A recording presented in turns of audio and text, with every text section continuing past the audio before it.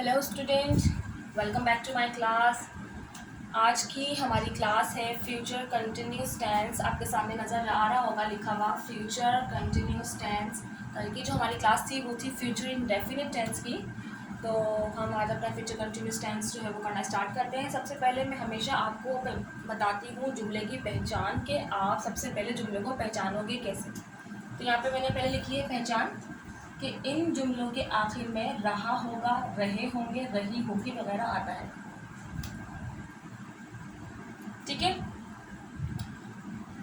सबसे पहले हो गई इसकी पहचान। ठीक है, उसके बाद सेकंड में हमारा आता है फॉर्मूला या मेथड। मैं दोनों लिखती हूँ। ठीक है, तो ये हर टेंस के सेंटेंस को सॉल्व करने के लिए फॉर्मूला होता है, एक मेथड होता है। उस मेथड से अगर आप सॉल्व करेंगे तो बहुत ईजी तरीके से जो है आप सेंटेंस को इंग्लिश में ट्रांसलेट कर सकते हैं। पहला हो गया हमारा सब्जेक्ट।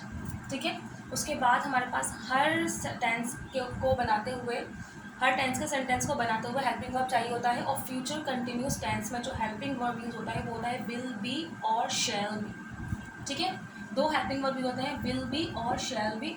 इसके बाद वर्ब की फर्स्ट फॉर्म के साथ प्लस आईएनजी प्लस ऑब्जेक्ट। ये हो गया हमारा अफर्मेटिव सेंटेंस। हमारा नेगेटिव कैसे बनेगा? सब्जेक्ट की जगह पे देखें सब्जेक्ट ही लिखा है, हेल्पिंग वर्ब की जगह पे हेल्पिंग वर्ब ही है, बट यहाँ पे हेल्पिंग वर्ब में विल बी यानी कि दो हैं। ये समझे आप, यहाँ पे दो तरीके से यूज हो रहा है। विल एक अलग वर्ड है, बी एक अलग वर्ड है, यानी कि दो है। तो जब भी दो तरह से मिलकर हेल्पिंग वर्ब आता है तो हम हमेशा इन दोनों के बीच में नॉट लगा देते हैं। Will not B, shall not be. ठीक है, उसके बाद हमारे पास वही है वर्ब की first form plus ING plus object. ये हो गया हमारा नेगेटिव सेंटेंस यानी कि नॉट मना करने वाला, इनकार्य जुमला। ठीक है, हमारा इंट्रोगेटिव सेंटेंस सवालिया जुमला। हमेशा सवालिया जुमला बनाते वक्त, इंट्रोगेटिव सेंटेंस बनाते वक्त हम हमेशा हेल्पिंग वर्ब जो है वो पहले लेकर आ जाते हैं। हेल्पिंग वर्ब विल और शैल। देखें यहाँ पे था विल बी, शैल बी मतलब। ठीक है, लेकिन मैंने हेल्पिंग वर्ब में यहाँ पे सिर्फ विल और शैल लगाया है। क्यों? क्योंकि जब दो जो है वो हेल्पिंग वर्ब आते हैं तो हमेशा एक लिखा जाता है इंट्रोगेटिव बनाते वक्त, और जो दूसरा होता है वो हमेशा सब्जेक्ट के बाद आता है। देखिए मैंने विल और शैल लगाया, उसके बाद सब्जेक्ट लगाया, फिर प्लस बी लगाया। ठीक है, जब दो आते हैं ना तो हमेशा एक सब्जेक्ट के बाद ही लगता है। उसके बाद वही वर्ब की first form plus ING plus object. ठीक है, interrogative sentence question mark is most important और ये ज़रूरी लगाना होता है। ठीक है, तो आई होप आपको फार्मूला समझ में आ गया हो। अब हम इसी फार्मूले को देखते हुए, अपने इसी मेथड को देखते हुए मैंने यहाँ पे एक जुमला बनाया है, और इसी को देखते हुए हम इसको देखते हुए पुट करते जाएंगे अपने सेंटेंस के वर्ड्स को। देखिए यहाँ पे जो है मैंने लिखा हुआ है जुमला। ठीक है, कि माली पौधों को पानी दे रहा होगा। ओके, माली पौधों को पानी दे रहा होगा। तो हमारा फर्स्ट स्टेप क्या होता है? जुमले को पहचानना। क्या है पहचान इसकी? रहा होगा, रहे होंगे, रही होंगी। तो इसके लास्ट में आ रहा है रहा होगा, रहा होगा। इससे हमें पता चल गया कि फ्यूचर कंटिन्यूस का टेंस है। ठीक है, उसके बाद हमारा दूसरा स्टेप क्या होता है? सब्जेक्ट, हेल्पिंग वर्ब वगैरह पहचानना। ठीक है, तो इसमें सब्जेक्ट हमारा क्या है? माली। ठीक है, माली हमारा सब्जेक्ट हो गया। माली कर क्या रहा है? माली क्या कर रहा है? ऑब्जेक्ट क्या है इसके? माली क्या कर रहा है? पौधों को दे रहा है। माली पौधों को दे रहा है। क्या दे रहा है? पानी दे रहा है। तो हमारा ये सब्जेक्ट हो गया, पानी हमारा वर्ब हो गया। ठीक है, पानी हमारा वर्ब हो गया और पौधों को दे रहा है हमारा ऑब्जेक्ट हो गया। अब हमने अपना सब्जेक्ट, वर्ब और ऑब्जेक्ट भी पहचान लिया है, तो अब हम जो है इसको बनाना स्टार्ट करते हैं। ठीक है, विल और शैल किस पर्सन के साथ यूज़ होता है मैं कल आपको क्लास में बता चुकी हूँ। फ्यूचर इंडेफिनिट के टेंस में बता चुकी हूँ कि विल कब यूज़ होगा, किसके साथ यूज़ होगा, किस पर्सन के साथ यूज़ होगा, और शैल किस पर्सन के साथ यूज़ होगा। ठीक है, तो माली, माली को इंग्लिश में कहते हैं गार्डनर। ओके, माली को इंग्लिश में कहते हैं गार्डनर। आपको बस ये चीज़ें पता होनी चाहिए कि किसको क्या कहते हैं, आप आराम से सेंटेंस बना सकते हैं। ठीक है, माली को कहते हैं गार्डनर। तो देखिए मैं यहाँ पे लिख रही हूँ गार्डनर। ओके, गार्डनर माली। ये है थर्ड पर्सन। कोई भी नेम हो तो वो थर्ड पर्सन होता है, और थर्ड पर्सन के साथ हमेशा क्या लगता है? हमेशा विल लगता है। शैल सिर्फ दो के साथ लगेगा, आई के साथ और वी के साथ, बस आई और वी के साथ शैल लगेगा, बाकी कोई भी आ जाए तो विल लगेगा। तो गार्डनर विल बी। ठीक है, गार्डनर विल बी। उसके बाद हमारे पास क्या लिखा? हमने सब्जेक्ट लगा लिया, विल बी हमारा हेल्पिंग वर्ब आ गया। उसके बाद हमारे पास क्या है? वर्ब की फर्स्ट फॉर्म।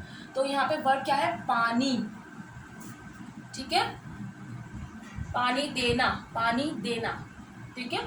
तो gardener will be watering, water first form है, वाटर फर्स्ट फॉर्म है, आईएनजी लग गया, watering. Gardener will be watering, क्या दे रहा है, किसको दे रहा है, ऑब्जेक्ट क्या है हमारे पास यहाँ पे, पौधे, प्लांट्स, तो watering the plants, full stop, ठीक है। Gardener will be watering the plants, माली पौधों को पानी दे रहा होगा। ये जो विल भी है ना, ये जो इसका हेल्पिंग वर्ब है, इसका मतलब ये है रहा होगा, रहेगा, ठीक है। इसका मतलब भी यही है, ये इसको देखते हुए ही लगाया जाता है, तो इसका मतलब भी यही है, माली पौधों को पानी दे रहा होगा। अच्छा, कई बार ऐसा होता है, अब आप इसका नेगेटिव कैसे बनाएंगे, सिर्फ इसके बीच में आप नॉट लगा देंगे, gardener will not be watering the plant, माली पौधों को पानी नहीं दे रहा होगा।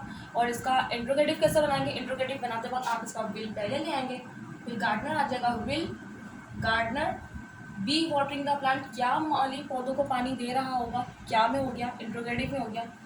अच्छा जी, मैं आपको एक चीज़ और बता दूं कि बहुत दफ़ा ऐसा होता है कि सेंटेंस में जो है कभी कभी सब्जेक्ट नहीं होता और कभी कभी ऑब्जेक्ट नहीं होता, तो उसको आप कैसे बनाएंगे, देखिए मैं आपको माली पौधों को पानी दे रहा होगा कहीं, मैं आपको सब्जेक्ट और ऑब्जेक्ट जो है वो ख़त्म करके बताती हूँ कि किस तरीके से होगा। सब्जेक्ट हमारा माली है, ठीक है। अब इसको कट कर दो, जिस सिर्फ इसको पढ़े, पौधों को पानी दे रहा होगा, सब्जेक्ट खत्म हो गया, पौधों को पानी दे रहा होगा, तो इसका हम जुमला कैसे बनाएंगे,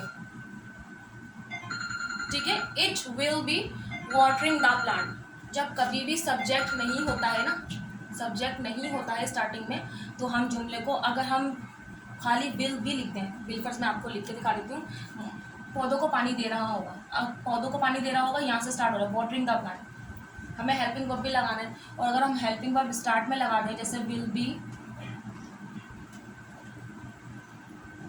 वाटरिंग द प्लांट, ठीक है। अगर माली को हम ख़त्म कर देते हैं, तो वो बता रही हूँ मैं, जब सब्जेक्ट सेंटेंस में नहीं दिया हुआ था, माली पौधों को पानी दे रहा हो, पौधों को पानी दे रहा होगा, अगर हम गार्डनर को हटा दें तो हमारा यहाँ से जुमला बनेगा will be watering the plant. लेकिन अगर हम ये लिखेंगे will be watering the plant, तो ये तो हमारा इंट्रोगेटिव सेंटेंस हो गया ना, क्योंकि जब भी स्टार्टिंग में हेल्पिंग वर्ब आता है तो वो तो इंट्रोगेटिव हो गया। तो जब भी सब्जेक्ट आपके सेंटेंस में मौजूद नहीं हो तो हमेशा याद रखिएगा, उससे पहले इट लगा देते हैं, it will be watering the plants, ताकि हमारा जुमला पूरा कंप्लीट हो जाए, इंट्रोगेटिव में नहीं आए, ठीक है। तो ये मकसद था मेरा बताना कि कभी कभार जब सब्जेक्ट से सेंटेंस में नहीं होता है तो फिर जुमले को इट से स्टार्ट किया जाता है, it will be watering the plant, ठीक है।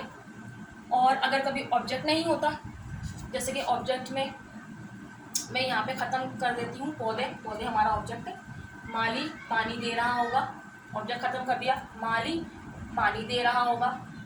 अब मालिक किसको पानी दे रहा है यहाँ तो बताया नहीं ना, तो जो एंड में जो हमारा ये है ना, द प्लांट्स सीधा ना, ये सेंटेंस में से ख़त्म हो जाएगा, बस इसका जुमला क्या बनेगा, gardener will be watering, gardener will be watering, क्योंकि हमें ऑब्जेक्ट दिया ही नहीं गया है, तो द प्लांट्स हम ख़त्म कर देंगे जुमले में से, जैसे मैं यहाँ पे लिख देती हूँ क्योंकि कहीं आपको प्रॉब्लम नहीं हो, गार्डनर विल बी वाटरिंग, यहीं पर इनफ हो जाएगा, क्यों, क्योंकि ऑब्जेक्ट नहीं दिया हुआ, कहाँ पानी दे रहा है बताया नहीं गया, तो हम लिखेंगे कहाँ से, तो गार्डनर विल बी वाटरिंग, माली पानी दे रहा होगा, जस्ट, ठीक है। तो अगर सब्जेक्ट नहीं हो तो इट से स्टार्ट कर देते हैं जुमले को, और ऑब्जेक्ट नहीं हो तो कोई मसला नहीं है, लेकिन अगर सब्जेक्ट में अगर आप कुछ भी लगाएंगे तो ये इंट्रोगेटिव साइन में आ जाएगा, विल बी स्टार्ट होगा, अगर विल से स्टार्ट होगा, हेल्पिंग वर्ब से जुमला स्टार्ट करेंगे तो वो इंट्रोगेटिव साइन में आ जाएगा, तो अगर सब्जेक्ट आपके पास नहीं हो तो फिर इट से स्टार्ट करते हैं, ठीक है। तो आई होप आपको समझ में आ गया हो कि अगर सब्जेक्ट नहीं हो तो कैसे बनाते हैं, ऑब्जेक्ट नहीं हो तो कैसे बनाते हैं, और फ्यूचर कंटिन्यूस टेंस को जो है वो इंग्लिश में कैसे ट्रांसलेट करते हैं उर्दू से, तो आपको ये भी पता चल गया होगा। अगर वीडियो अच्छी लगे तो लाइक शेयर सब्सक्राइब कीजिए, बेल आइकन को प्रेस कीजिए।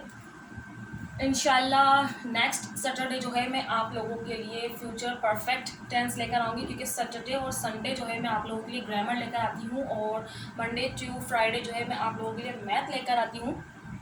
तो नेक्स्ट सैटरडे तक के लिए मुझे दीजिए इजाज़त, बाय बाय।